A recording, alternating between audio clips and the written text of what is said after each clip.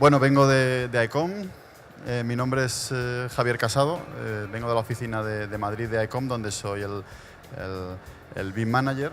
Me gustaría compartir con vosotros una presentación donde me gustaría, más que contar un poco las cosas en concreto que hacemos, ir por varios aspectos a tener en cuenta en los arranques de grandes proyectos BIM. La presentación está dividida en tres partes. La primera es propiamente la introducción un poco de lo que hacemos. Luego, esos campos y esas características a tener en cuenta en el arranque de grandes proyectos, tanto de infraestructuras como de arquitectura, y luego algunos casos reales en los que se ha aplicado y se ha visualizado estos aspectos. En primer lugar, para presentar la empresa de la que vengo, antes de ser ICOM éramos Inoxa en España, que es una ingeniería con bastante trayectoria, sobre todo en el mundo del transporte, que en el año 2010 pues, nos unimos a ICOM y pasamos a formar parte del grupo. Recientemente nos hemos fusionado con URS, de manera que hemos pasado un poco a formar parte de la que a día de hoy es la ingeniería más grande del mundo, con casi 100.000 empleados y presencia pues, prácticamente en todo el mundo.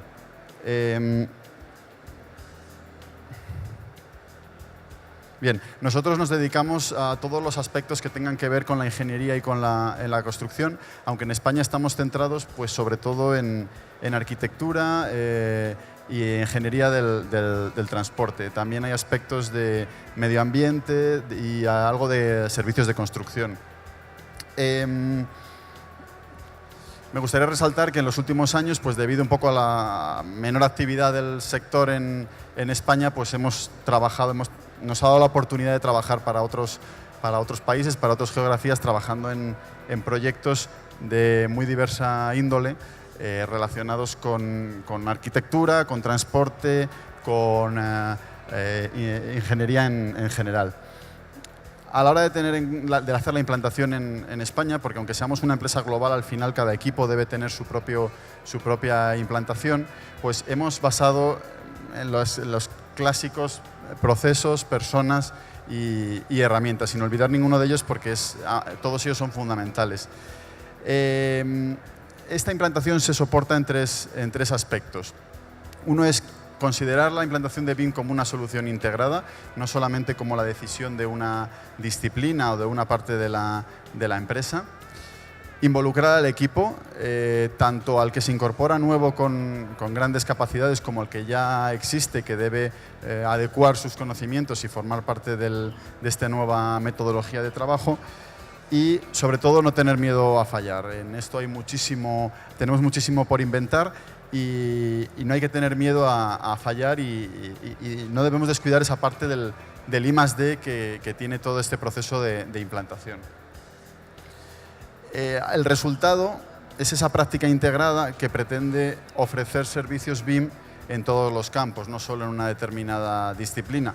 Los más conocidos siempre son pues, los más cercanos a la edificación, pero también trabajamos en otros campos pues, como la obra lineal, de ferrocarril, de carreteras. Fundamental la integración con mediciones, con especificaciones.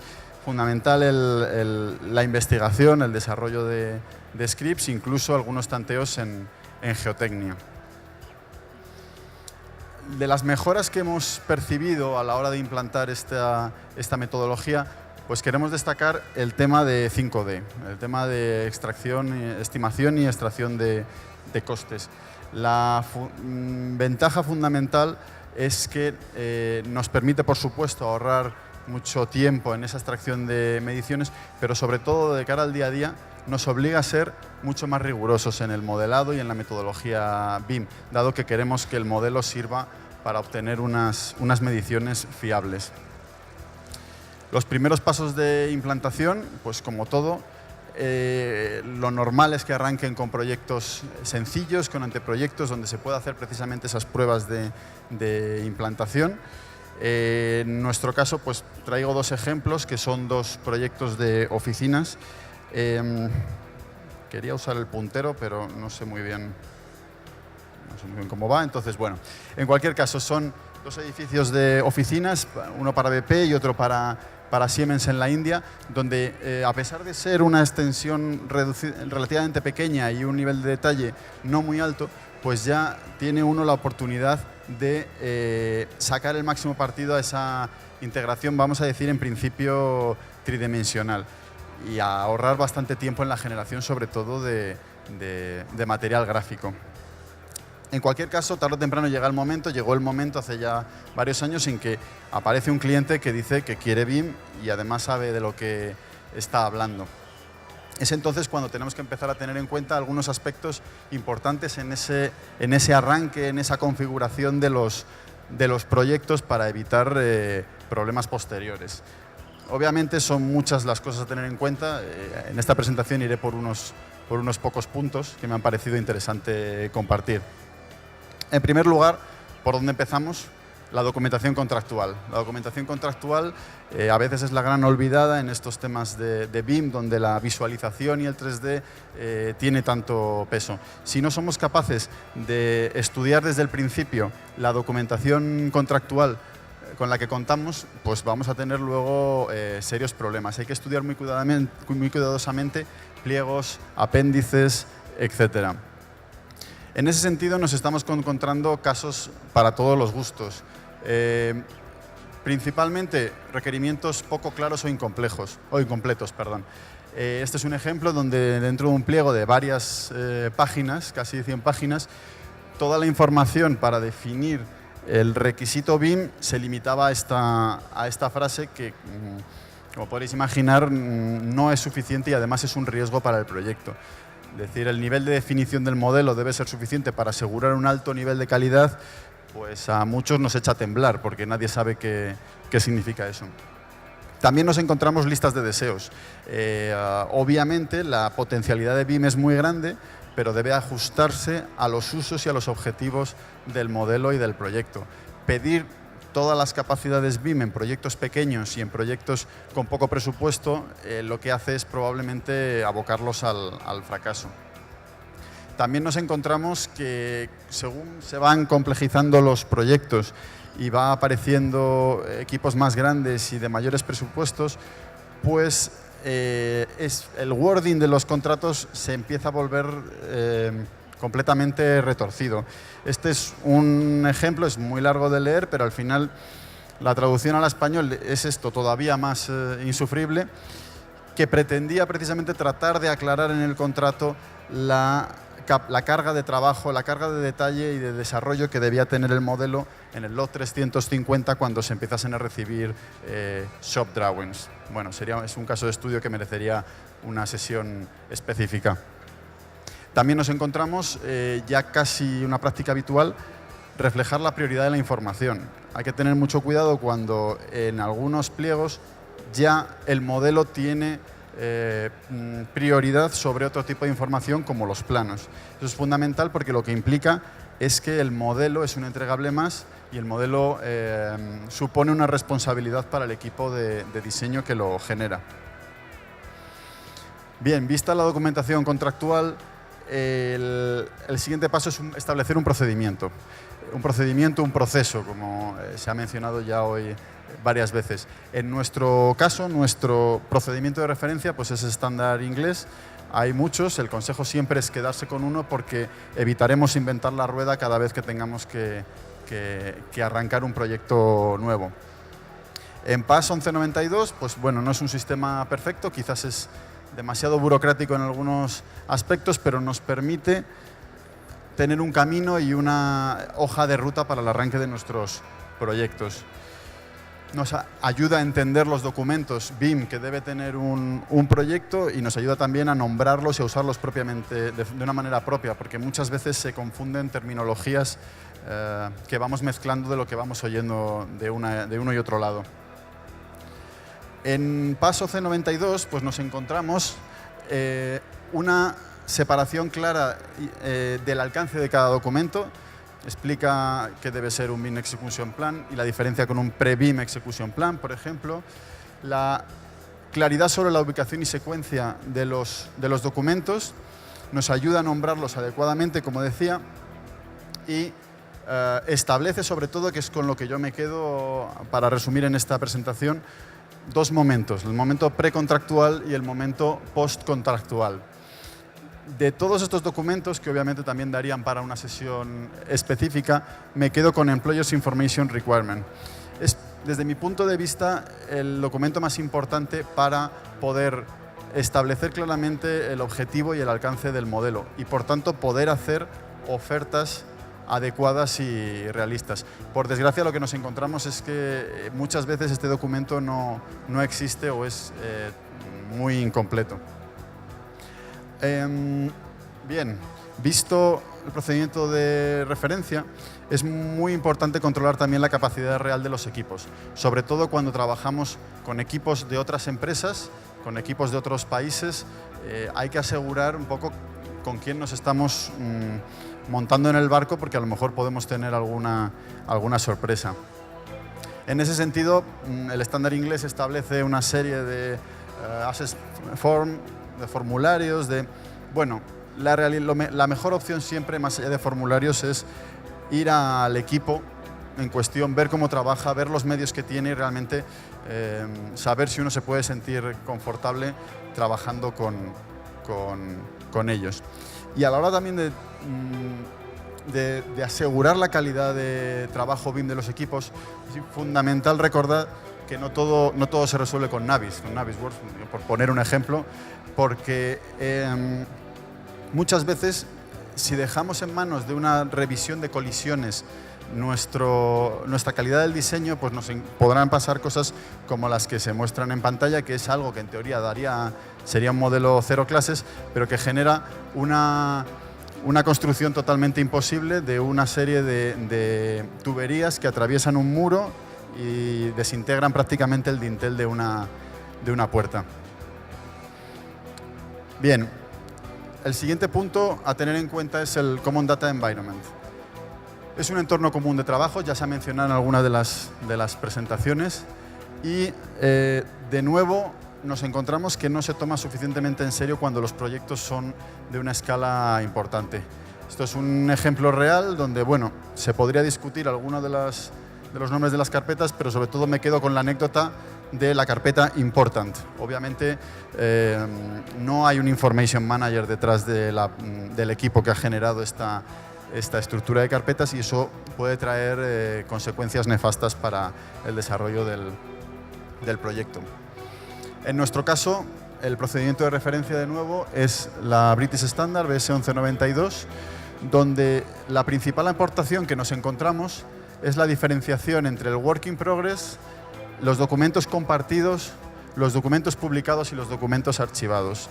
Este proceso lo que establece es un camino, una hoja de ruta clara para cada uno de los documentos, de manera que los otros agentes que están participando pueden conocer la fiabilidad y el estatus en el que se encuentra cada una de las informaciones que recibimos y que compartimos. En nuestro caso, en el caso de ICOM, hay varias herramientas colaborativas, pero la principal es ProjectWise, nuestros compañeros de Bentley, sobre todo porque es una plataforma de trabajo que nos permite, sobre ficheros y sobre un entorno relativamente parecido al que trabajaríamos en nuestra oficina, pues asociar información y asociar metadata necesaria para precisamente poder llevar a cabo ese control de la información. Es una plataforma que tiene versión en la nube, permite acceso remoto, pero también tiene, digamos, la información físicamente también reside cerca de nuestro propio servidor, de manera que el acceso es bastante rápido y bastante eficaz en general. En nuestro caso funciona pues con servidores globales que luego tienen réplica en servidores locales, precisamente para facilitar esa comunicación rápida de la información.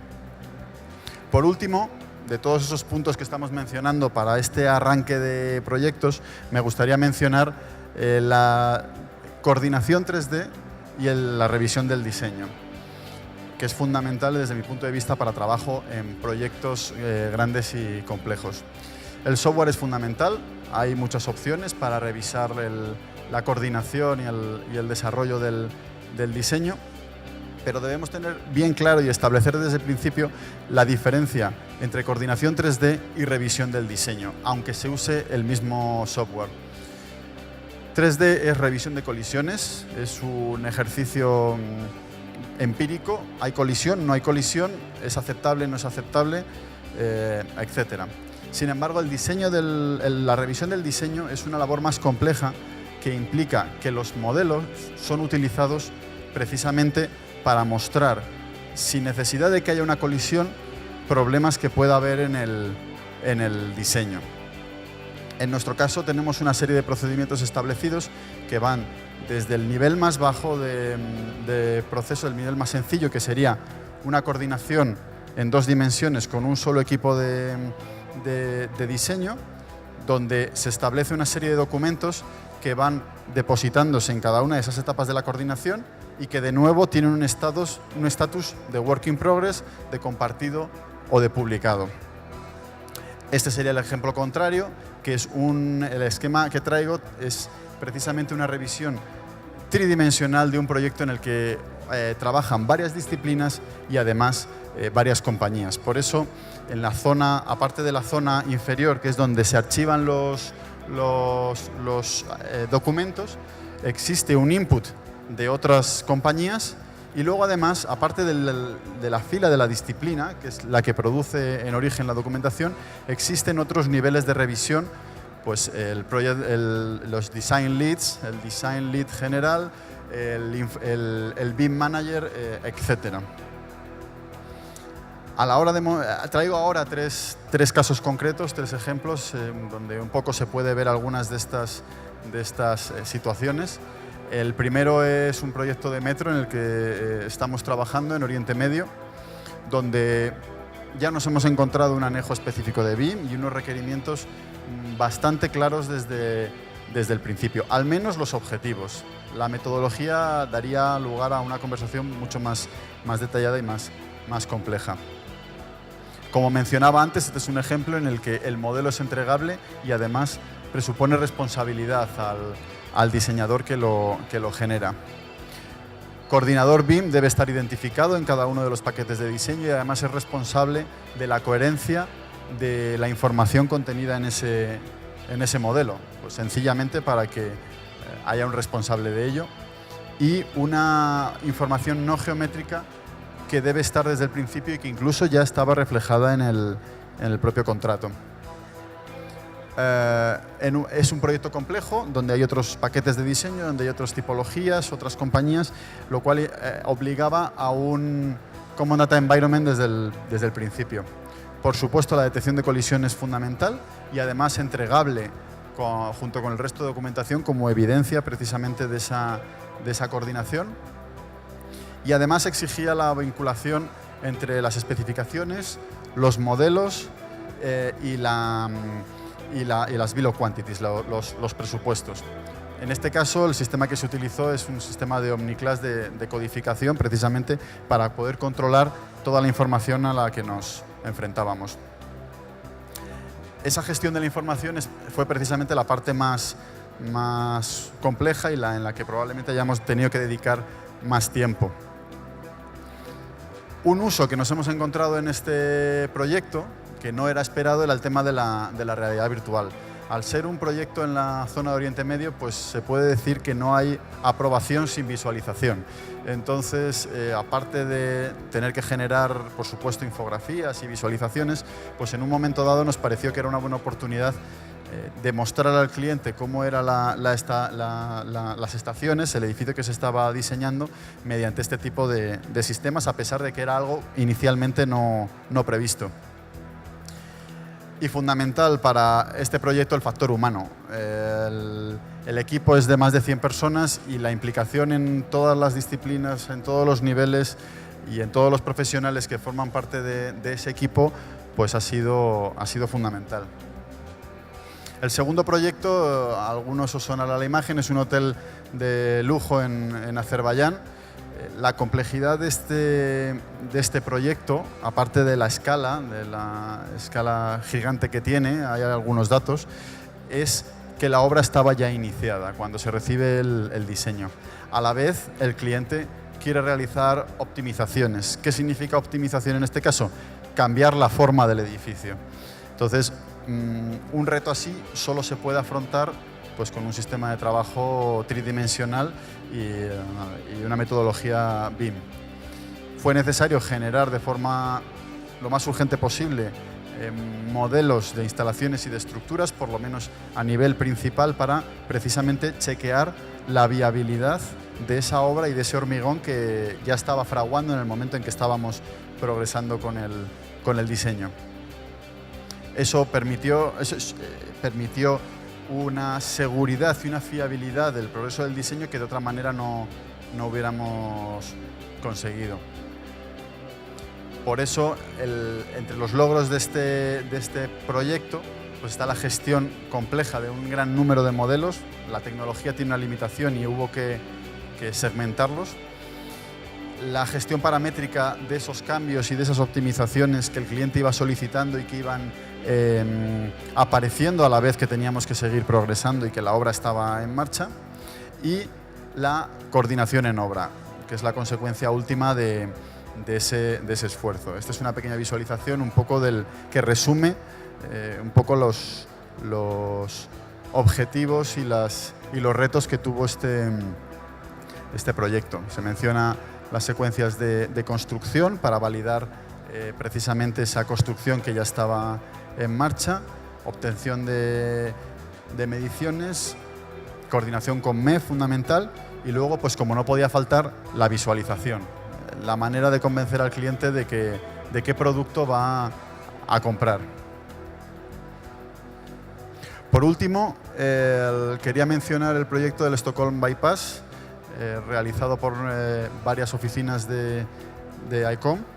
Este es un proyecto complejo de infraestructuras. Es un túnel es una autovía de 21 kilómetros, 18 de los cuales transcurrían en túneles.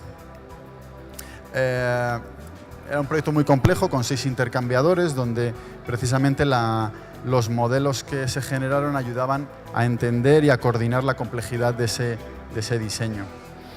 El proyecto nació, pues la necesidad de una ciudad como Estocolmo, que aparentemente tiene muchísimo espacio. Sin embargo, el crecimiento de la población esperado pues era muy grande. Estaban hablando de 500.000 de personas, que para una ciudad de 2 millones era muy grande. Eso obligaba precisamente a generar este proyecto de anillo de circunvalación. Los datos del proyecto son tremendos. Por ejemplo, la excavación en roca era enorme. Se hablaba de 2.500 piscinas olímpicas de excavación en roca. Un programa bastante diferido en el tiempo, precisamente por la complejidad del proyecto. Y con esos datos pasaba a ser el segundo túnel más largo del mundo, pero el primero excavado íntegramente en roca. Esta es una sección un poco que cuenta el proyecto. Precisamente parte de la necesidad de hacerlo subterráneo se derivaba de que aquí hay una zona protegida, patrimonio de la humanidad, por el cual pues lógicamente no iba a quedar bien que pasase una autovía. El reto de este proyecto, más allá de generar más o menos modelos en 3 dimensiones, es precisamente la forma en la que se intercambiaba la información. Con un equipo complejo, multidisciplinar y plurinacional que tenía que trabajar en el mismo proyecto y al mismo tiempo. Eso lo que forzó es a tratar de llevar al extremo la colaboración en los equipos, precisamente para evitar retrasos en los tiempos. Con eso que se conseguía, pues tratar de poner un expertise que era global, que no tenía un único equipo, ponerlo todo a trabajar en el mismo proyecto, generando un diseño que fuese claro y que fuese comprensivo para todos los agentes. Con ello, como último objetivo, por supuesto, reducir costes, que es el objetivo que tiene todo cliente. Para ello, se extremó el esfuerzo en integrar los procesos, la tecnología y las personas en un entorno de colaboración. Eso se debe a que, como mencionaba antes, eran varios países, varias oficinas las que estaban trabajando y varias compañías. El resultado de eso es este esquema, entre otros, donde se va explicando los procesos de aprobación, los procesos de coordinación, los procesos de intercambio entre los diferentes equipos. Puede parecer a priori complejo, pero en un proyecto de semejante escala, si no se va por este tipo de procesos y todos los equipos los tienen claro, es muy difícil obtener una información que sea fiable.